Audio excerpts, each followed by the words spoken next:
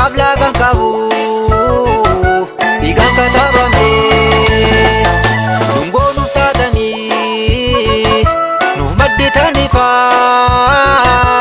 ofii gubattanii dhumtaan akka gucaa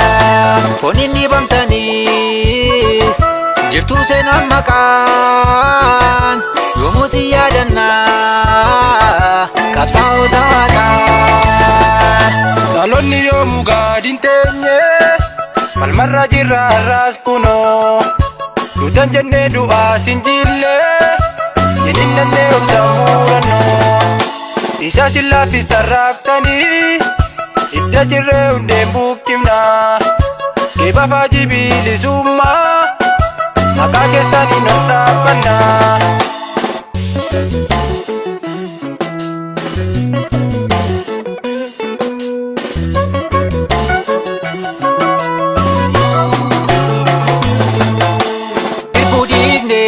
Waadaan nyaannu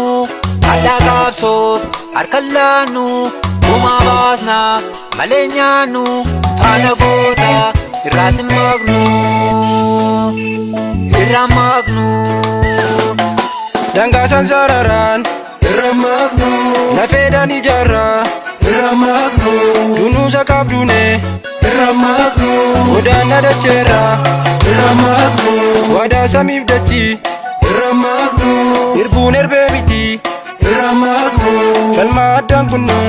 irra maqnu cicciinee dhugaatti irra maqnu reebicha jabaatu irra maqnu hidhaasin sarminu irra maqnu haalli isaa hammaatu irra maqnu rakkoof gad hin jennu irra maqnu kan cabee tirfachaa irra maqnu madoos wallaannachaa irra maqnu kan kufees kaafachaa irra maqnu dubeessa waallachaa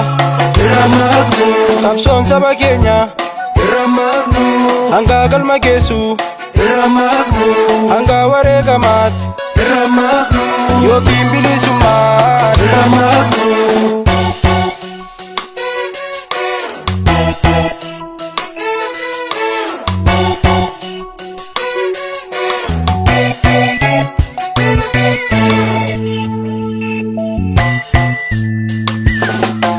Akaf kan kuftanii jirtu yoomuu jirtu galmee seenaa irraa nutti jala kibdu uffatanii qabdu seenaan dagaatamne akaaf lakaan qabu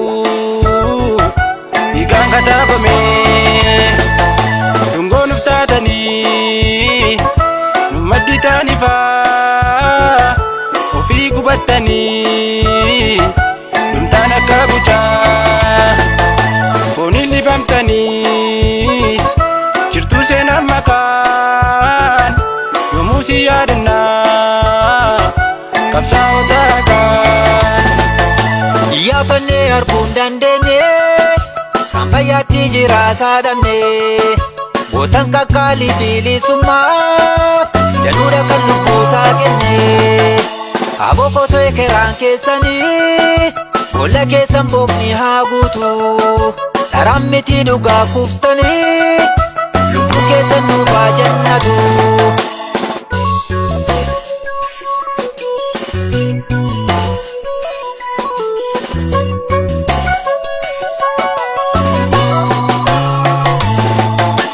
Hin bitaamnu hin gurguramnu kayyoo keessaan hin maseensinu murtataanii nu fakkeenya kan raguutaan galmaan keenya daandii isaan eegalan galmaan keenya kayyoo sabboontota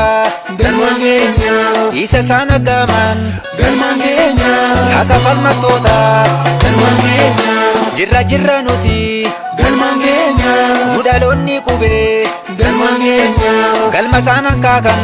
galmaan keenya ga'uuf kaasnee ga'uee galmaan keenya nu qaqqabeen duuduu galmaan keenya burqaan qabsaa'ota galmaan keenya nurkattiin xuraa'u galmaan keenya seenaan falmattoota galmaan keenya madda isaan baasanii galmaan keenya hin mirgisnan guusnu galmaan keenya bilisoomnuu malee galmaan keenya qabsoo addan kunnu